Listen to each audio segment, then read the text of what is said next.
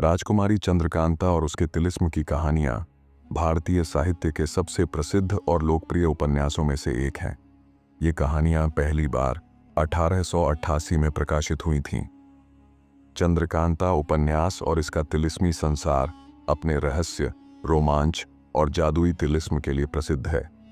राजकुमारी चंद्रकांता विजयगढ़ राज्य की राजकुमारी हैं और राजकुमार वीरेंद्र सिंह नौगढ़ राज्य के राजकुमार। दोनों एक दूसरे से प्रेम करते हैं, लेकिन उनके प्रेम के बीच उनके राज्यों की दुश्मनी बाधा बन जाती है। कहानी में तिलिस्म, जादू टोना, रहस्यमयी पात्रों का बहुत बड़ा योगदान है। कहानी की शुरुआत विजयगढ़ राज्य के बीचों बीच एक विशाल महल था, जिसे लोग रहस्यमयी तिलिस्मी कहते थे। महल कहते थे। इस महल के बारे में मान्यता थी कि यहाँ न केवल खजाना छिपा है, बल्कि जादुई शक्तियां भी विद्यमान हैं। जिसने भी इस महल में प्रवेश किया, वह कभी लौटकर नहीं आया। राजकुमारी चंद्रकांता अपने पिता महाराज जयसिंह के साथ महल की छत पर खड़ी थीं।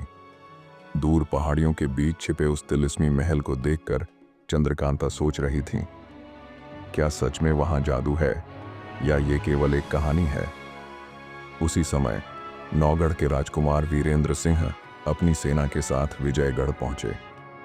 वीरेंद्र और चंद्रकांता एक दूसरे से गुप्त रूप से प्रेम करते थे, लेकिन दोनों के राज्यों के बीच दुश्मनी थी।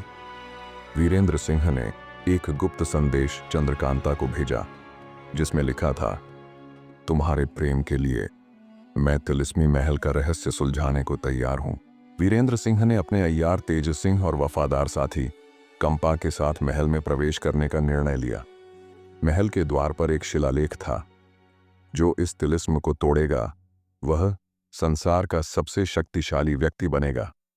लेकिन यदि असफल हुआ तो उसकी आत्मा इस महल की कैद बन जाएगी। जैसे ही वीरेंद्र और उनके साथी महल के अंदर गए, उन्होंने देखा कि वहां के दरवाजे खुद ब खुद बंद हो गए। दीवारों पर चमकती रोशनी और जादुई मंत्रों की गूंज ने वातावरण को भयानक बना दिया। पहले कक्ष में एक जादुई झील थी, जिसके पार जाने के लिए केवल सत्य का मार्ग अपनाना था। तेज सिंह ने अपनी चतुराई से झील पार की, लेकिन झील के बीच में ही एक जादुई नाग प्रकट हुआ।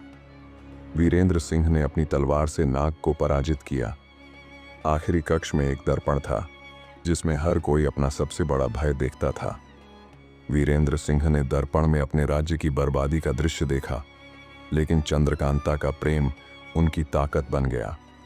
उन्होंने तिलिस्म के मंत्रों को समझा और दर्पण के भीतर छिपे जादुई खंजर को निकाल लिया। खंजर निकालते ही तिलिस्म टूट गया और महल में छिपा खजाना वीरेंद्र के सामने प्रकट हो गया। लेकिन वीरेंद्र ने खजाने को हाथ नहीं लगाया। उन्होंने कहा, मेरा सबसे बड़ा खजाना चंद्रकांता का प्रेम है। महल से सुरक्षित बाहर लौटकर वीरेंद्र ने विजयगढ़ के महाराज जयसिंह से चंद्रकांता का हाथ मांगा।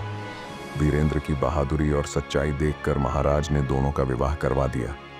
लेकिन क्या महल का तिलिस्म पूरी तरह खत्म हुआ था, या यह केवल एक शुरुआत थी? आगे की कहानी में और रहस्य खुलेंगे।